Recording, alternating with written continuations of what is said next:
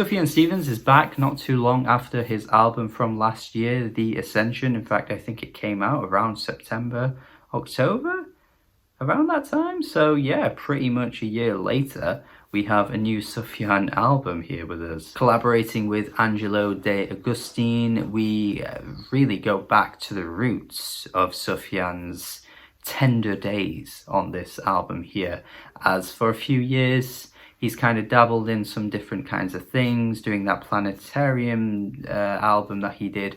Of course, The Ascension was very different from what we've heard from him before as well. We did have The Age of Ads, which is his most cinematic and adventurous album to date. Of course, in between all that was Carrie and Lowell, which is very much the tender Sufjan that we've come to know and love, with the folky instrumentation backing it up as well. That's kind of classic vintage Sufjan right there, and is probably the best of the bunch of the past 10 years that he's given us, even though Age of Ads actually is really good. So it sort of feels wrong that this new album here is more appetizing to me than The Ascension, which only came out a year ago, given that The Ascension was trying to do something very different for Sufjan, and yet I rejected it.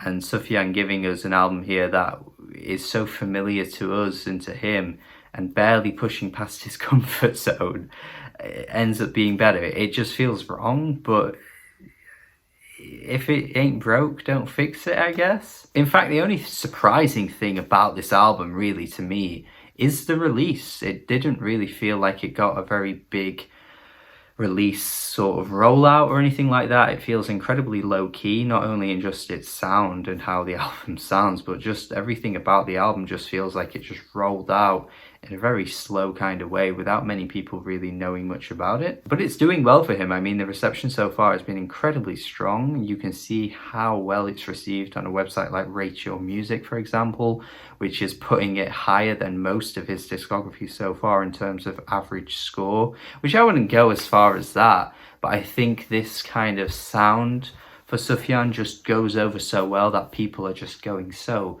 crazy for it because it's just him doing what he does best. I do like it though. I will say that the first 3 tracks are probably the strongest moments on the album. I think the instrumentation on these 3 tracks is just better than much of what the album offers. Not to say that the album offers anything bad, but I think these tracks take Sufjan in a direction that I would just like to have seen being padded out for the whole thing, because once you get to a certain point, I do feel like the album gets quite samey, but I think the album is lovely enough and warm enough to really get away with it, where other artists might get punished a bit more. I think Sufjan just has such a delicate vocal approach and a delicate instrumentation backing him up as well, that it just ends up really sounding cozy and warm and just sounds lovely, to be honest. But no, I think the track Reach Out has a very sunny guitar tone. I think the way it blossoms as well on the chorus is absolutely gorgeous, and I will say that tracks like this are what this album needs more of, because this kind of production and this kind of meld of beautiful sounds coming together with Sufjan's voice is just really, really well executed. Lady Macbeth in Chains is incredibly well written. In fact, it's got an interesting sort of arc going alongside it, and I think the vocal melodies that he comes through with on this track are absolutely stunning as well, some of the best on the whole album. And that's what I like about him as well. He's so striking with his vocal melodies, even when he's at his softest. Like, you know, there's not a huge amount going on here in a technical sense, but he keeps you engaged with his vocal approach. And Back to Us has easily the richest instrumentation on the whole album. Oh my god, and then the guitar coming in, the electric guitar coming through. Ooh. Again, another moment for me where the potential of a lot of the other tracks on the album could have been greater if he just kind of dabbled in these kinds of things more. That being said though, I can't really complain too much. I mean, Beginner's Mind, stripping it completely just to the piano, is really, really nice as well.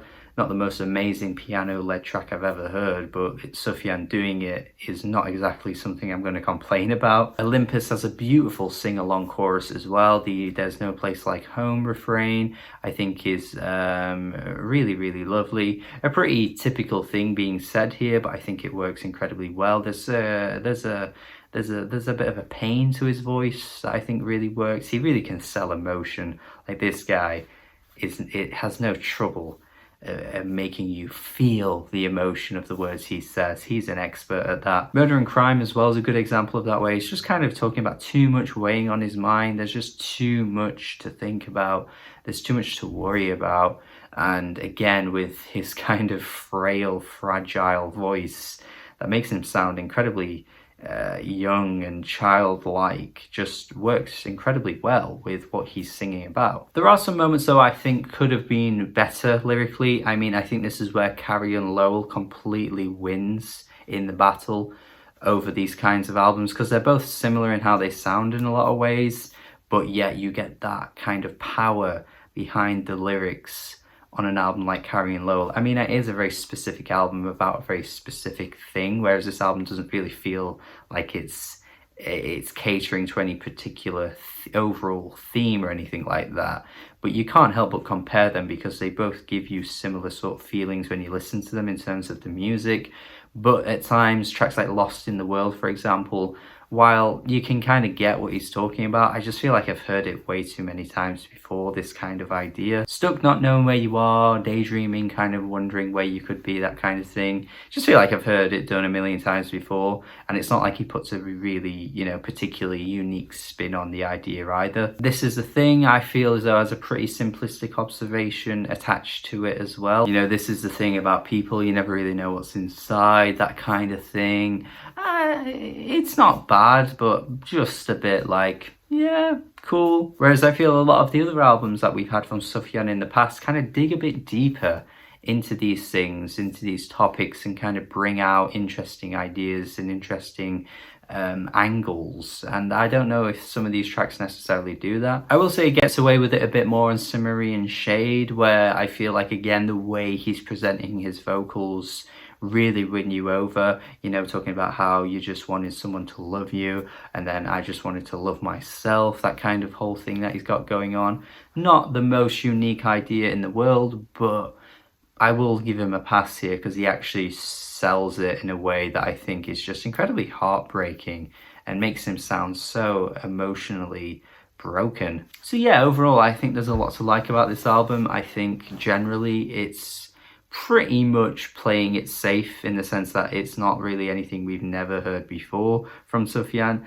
But that being said, I still end up liking this more than his last year's album, which is a shame, because I feel like The Ascension was trying to be a bit more adventurous than some of his other releases, and it turns out that I think this one here, probably one of his least adventurous releases yet, is actually rather good. 7 out of 10 from me. I definitely think there's a lot to like about this album, a lot to love too. I think in the right setting you can just absolutely get consumed by the really frail beauty that this album brings, and it is incredibly soft at points too. It has similar appeals to artists such as Ichiko Aoba, for example, and I feel like, you know, if you're a fan of that kind of really soft warmness, that delicacy coming through in the instrumentation and the vocals, you're really gonna love this, to be quite frank. But yeah, I think it's good, definitely worth your time. Another good addition to Sufjan's discography as well.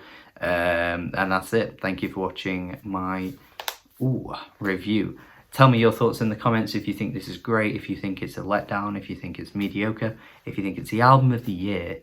All of those things, whatever you believe, I want to see what you guys think. Thank you as always for watching. Please subscribe. Please check out my Patreon as well if you are feeling generous. Have a good day and goodbye.